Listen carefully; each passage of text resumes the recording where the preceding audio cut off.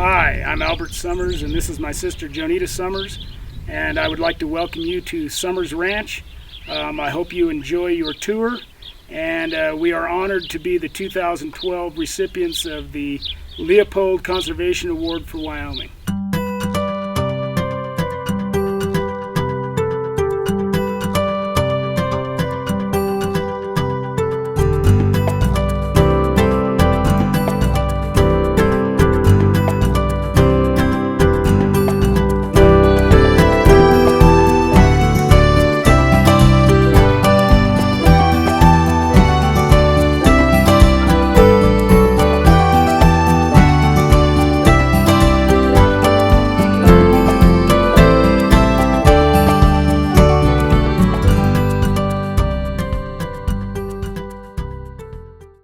Hello, I'm Jonita Sommers, and we're at the Sommers Ranch on the Green River. My grandparents homesteaded, or my grandfather did, in 1907, and my brother Albert and I are third generation on the ranch now. You know, I think forever this family has been stewards of the land. You know, we've always had the philosophy of leave grass, keep grass, for the next year. If you don't take care of the land won't take care of you, and that's what my father always said. And if you don't take care of it, you're not going to have grass and hay for your cattle. You're not going to have feed for the deer and the moose and the antelope, and you're not going to have your birds. You need to take care of it. I mean, that's what's here. That's why you're here. We've been in this business 100 years, our family, over 100 years. If we had not been good stewards of the private and the federal lands, we wouldn't be here now. You can't misuse a resource and have it still provide what you need for 100 years.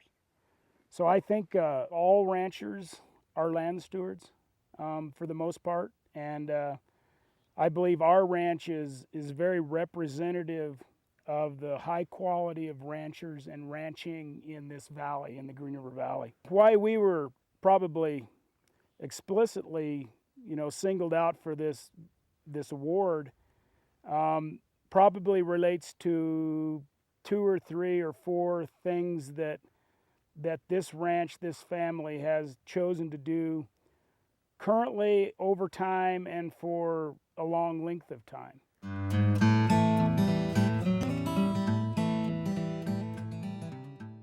We as a ranch are partners with our neighbors and go out in common allotments to graze. You know, this ranch was designed only to be our winter headquarters, and then in the spring we go out on BLM lands, which are both to the east and to the west of us, and where we have our cattle out in the spring. Right now we're moving off of those spring lands, and we'll go to Forest Service lands for the remainder of the summer, and then come back into September, 1st of October, off of those Forest Service lands back onto our winter lands. So we are on these federal allotments, and the one thing that I have initiated, and I started in 1996 on our Forest Service allotment, and that was a range monitoring program, where a permittee range monitoring program in conjunction with the University of Wyoming and the Forest Service, where we take a harder look on the ground and try to determine the impacts of cattle grazing. If there are problem areas, we state objectives on the landscape, and then we monitor to determine whether we're reaching those objectives. But over time, as I've got into this monitoring, I may not have a degree in it, but I have become very well informed. And I think any time that you want to do the right thing on a landscape, you have to learn about, even though as a rancher, I know my landscape, I have to learn more about the range science part of it. And so that requires me to become more informed on a variety of range science issues. We have management plans on the BLM and the Forest Service.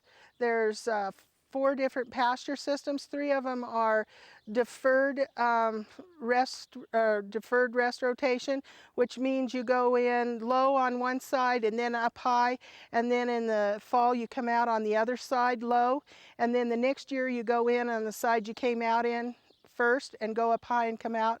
That way the grass can seed and and it takes care of the land better. And then here recently in the last 3 years, um, as well as this gas field came into our allotment and the sage grouse issue became more prevalent, I felt it was necessary for us to start doing a monitoring program on our BLM allotment as well.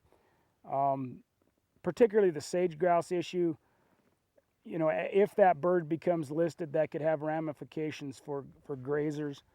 And so we wanted to get ahead of the ball game and make sure that we're looking at those grass species that provide good cover for nesting sage grouse, and to see how we are affecting them, and to make sure we have a good bunch grass cover. But I think mostly it's just the stewardship attitude to try to take care of the land, and I think that has continued through our generations. And we're not doing any, you know, we're not probably doing anything real special other than just trying to manage the land in a manner that will sustain it.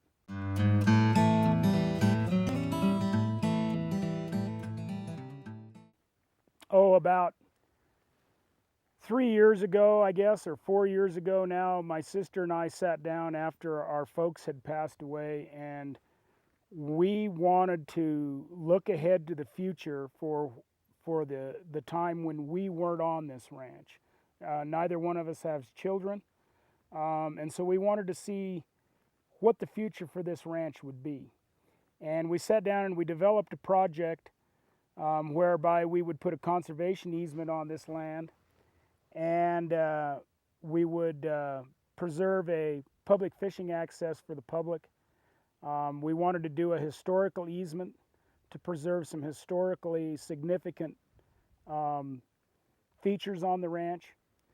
And so in the process of this, we contacted a neighbor, and so it became the Sommers Grindstone Ranch Conservation Project.